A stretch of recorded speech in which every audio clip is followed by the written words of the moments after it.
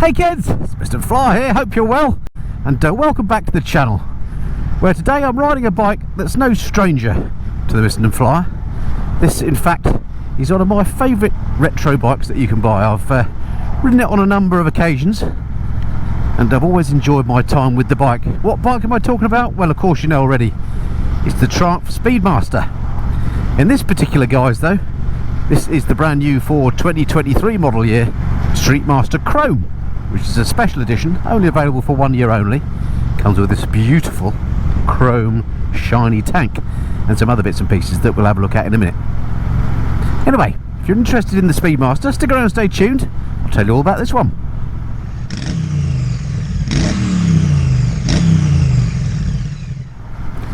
Alright, so the Triumph Speedmaster then, as I say, one of my favourite of all the retro bikes, or modern retro bikes that you can buy. I've always loved the Speedmaster.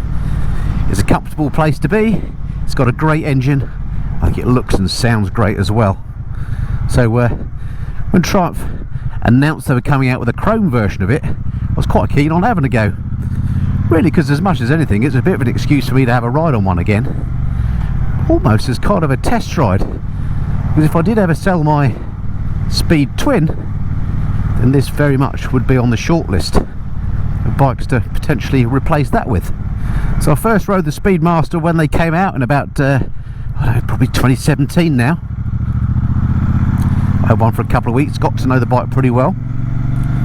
And then they did an update to the bike. And around about 2021 for the 22 model year, I think it was, where it was updated to make sure it was all Euro 5 compliant. They made some changes to the engine internals and so on, and that's pretty much how the bike has stayed since. And I think mechanically, engineering wise, this bike is exactly the same as the last Speedmaster I rode, except for these chrome trinkets. So without further ado, let me show you those. Okay, so let's take a look at some of the features of this beautiful bike. I think it really is a looker, an absolute classic, I think. Okay, let's start at the front and then work our way across. So starting off with this headlight, which I think is a work of art in itself, with that lovely Triumph T in the triangle set in the middle there. That looks like an LED light, very nice indeed. Massive forks on here, right way up forks, which is unusual these days with those big concertina pieces. I don't know what you call them, these bits here, which is very in keeping with its retro style. The fuel tank on here, absolutely beautiful with that chrome work on here, and I do love the retro badge as well. I do wonder how hard it would be to look after the chrome work on here. Looking at this back here, you know, down here where you sit, there's going to be some scratching going on there, I think, so a bit of paint protection film at least. And also just looking at this one, where the bike has in fact been overfilled and some petrol has run down, it's already got some, I don't know if you can see it on there, but some slight sort of rainbowing on the chrome, and that has been wiped off by the guy that delivered it, who noticed that the bike had been a little bit overfilled this morning. So that's interesting. How is that going to hold up? But it does look lovely, as does that beautiful chrome exhaust. The seat on here is lovely and comfortable as well. I love this bit at the back that just kind of bolsters you at the tail as well, which is nice. And yeah, overall, just a lovely looking thing, I think. I mean, you either like cruisers or you don't. I certainly do, and I think this is a very handsome one.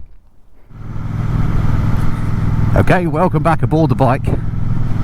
So the question is the Speedmaster as nice to ride as I remember it from when I rode it before? And I think my quick answer to that question is yes. It's a lovely place to be. It's very comfortable. I'm sat bolt upright, as hopefully you can see on the 360 camera. You can't move around on this seat because it cups your buttocks, but it's a very nicely padded seat and it is comfortable. The only thing I would say is it has these forward mounted foot pegs. As you can see, my feet are out the front. They're not super extreme, but it is a forward mounted foot peg position. And I've said it before, I'm not a massive fan of riding like that, because I think over a period of time, if you're riding for hours on end, you can start to get a little bit of backache. We've got a red light here behind the skip truck. Oh, great. That'll enhance the views on my video. Turn off in a minute. I'll come back to the feet forward pegs in a minute, but whilst we stopped here, look how easy it is for me to get my feet on the deck, flat on the deck, with a bend in my legs, really low seat height on here. It's something like 700mm. We'll go through the spec in a second, but it's really confidence inspiring when you can get your feet that well planted. In fact, this is a bike that Mrs. Flyer jumped on when it was delivered by Triumph UK this morning, because I said it had a low seat, and she instantly took to it. And given it's actually quite a heavy bike, she found it very easy to get off the side stand, and everything fell to hand. She's only 5'4", so in common with many female riders, a shorty, but this bike absolutely fits her a treat. So that's good news as far as I'm concerned. So going back to that feet forward position, I said I'd return to it, and the reason is because if you don't like feet forward, Triumph do supply a centre pegs kit. I don't think it's called that, but basically a kit to adapt it so that you can have your feet more back here in the more conventional position, which is where they'd be on a bobber, which shares very many similar parts to this. I think that adapter kit is something like 440 quid, which is quite a lot of money just to get the foot pegs where you want them, but I think I would definitely pay that to go with the mid-set pegs. It would just make life a little bit more comfortable, I think, and more conventional. Of course, some people do like feet forward, and that's fine if you do.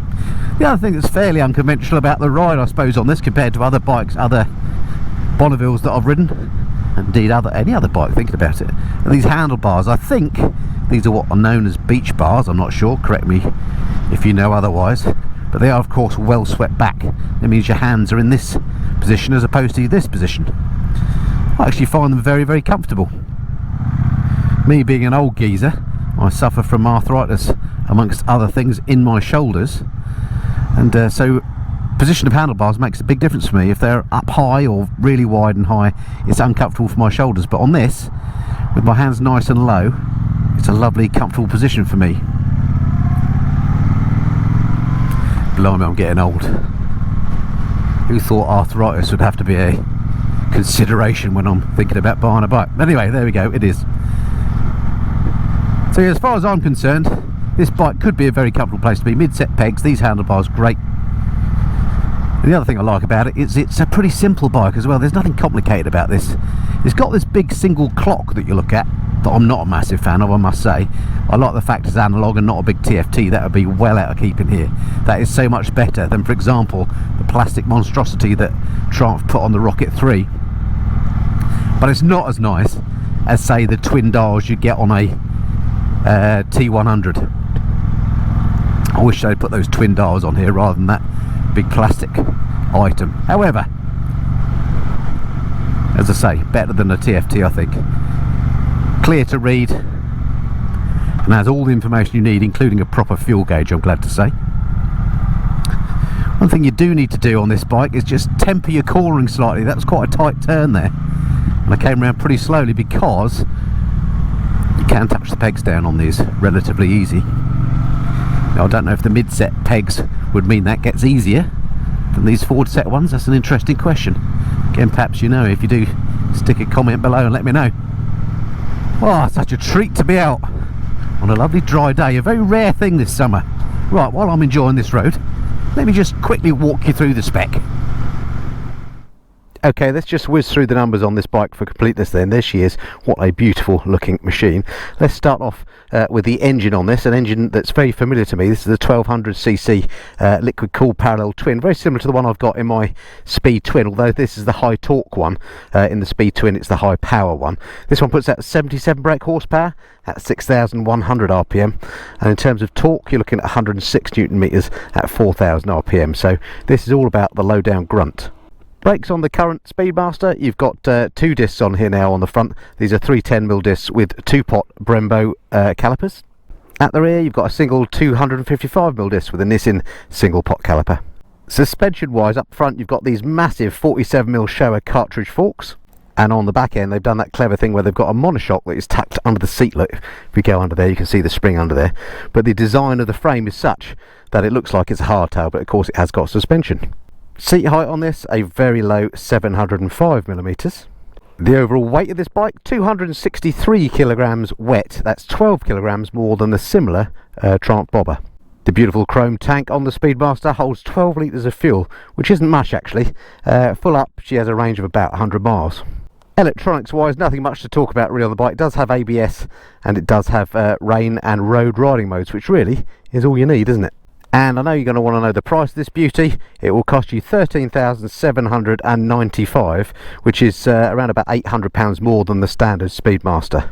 And in keeping with most Triumphs, there's all sorts of accessories you can get for this bike, including luggage and finishers and all kinds of stuff to make it your own. Dresser bars, chrome luggage racks, teardrop mirrors, all that kind of stuff. And mid-foot controls as well, which are very important to me. £440 extra for those. Right, welcome back aboard the bike on this beautiful day to be out for a ride. I'm just coming up to the village of Bradenham. Well, I don't know actually if it counts as a village, it's just a small area called Bradenham. I've ridden down here many times before on my bike reviews because it's just lovely. Terrible road surface down here though. Look, it's been done so it's not pothole, but it's got all this overbanding, which means it's very bumpy, but it does mean it's a chance for me to experience the ride on this. And the suspension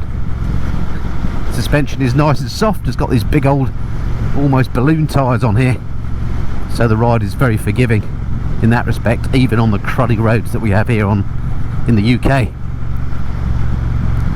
Right, just slow down a little bit as I come into 30. Gearbox, nice and positive. Massive clutch lever on here, reminds me of something you might find on a Harley, but I have to say it's a lot easier to pull than one you'd find on a Harley. I suspect this has Triumph's slip and assist clutch. Most of the new Bonnevilles do, so it's definitely not hard to use the clutch and the gearbox on this, and it's nice and positive in that you know when you've changed gear and you don't get false neutrals, that sort of thing. Probably the same gearbox as in my Speed Twin, I guess, as the engine is basically the same. No complaints there. Brakes on here, they don't need to be anything particularly special for this sort of bike. It's not a performance bike, but it is quite heavy. But these do seem adequate now. I think when I first ever rode a Speedmaster, I have a feeling they had just a single disc, and one of the changes in that midlife update, I think I'll nip out after this blue one, otherwise I'll be here forever, was to put twin discs on the front as well as change the front wheel to a slightly different design, and that's a definite improvement on the bike because she does stop fine now, whereas before on the older original Speedmasters you had to really give it a haul. For this sort of riding, which is, let's face it, the majority of the riding I do, sort of cruising around A and B roads, this bike is absolutely perfect. Don't really want to be doing it in the southeast because where I live here, just 30 miles west of London, there's always loads of traffic on the roads. Look at this, this is a Monday and it's something like 2 o'clock in the afternoon. Why is there all this traffic about? I don't know. A real nuisance. This road actually is often great if you come down on a Sunday morning early, like, and by which I mean 7 AM before everybody's up. It's a really nice ride down here. Anyway, I digress. So yeah, so I still love the Speedmaster as much as I ever did. The question is it worth the extra money for this chrome version? It does look absolutely beautiful, and the whole point of this, I think, was for Triumph to showcase what they can do with their chrome finishes. If you remember, they did those Speedline versions a while back, which kind of showcased their hand painting on the tanks where they did the coach work on it, the coach lines. This one's all about the chrome finish, and it does look lovely, but I do wonder what it would be like to look after. You definitely want some sort of paint protection on here, either a ceramic coating or a proper film. Probably a film on here to stop it getting scratched, because it'd be a shame to damage that, because it does look lovely.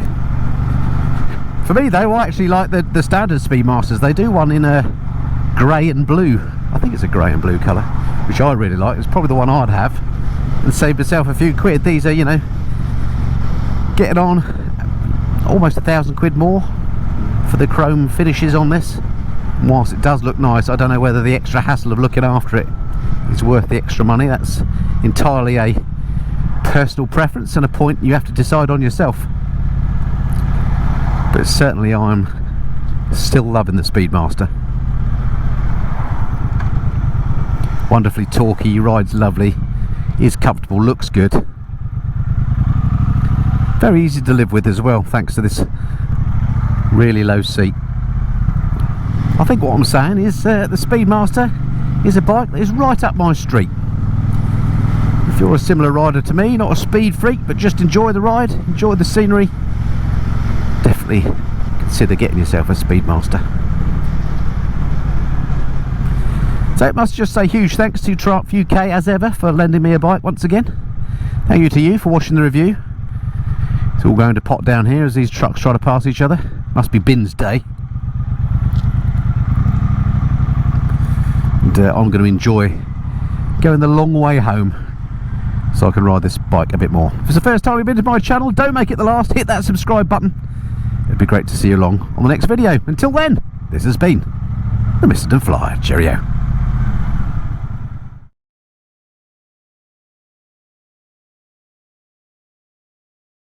It's not just for poodling about, you know. This thing absolutely flies if you want it to.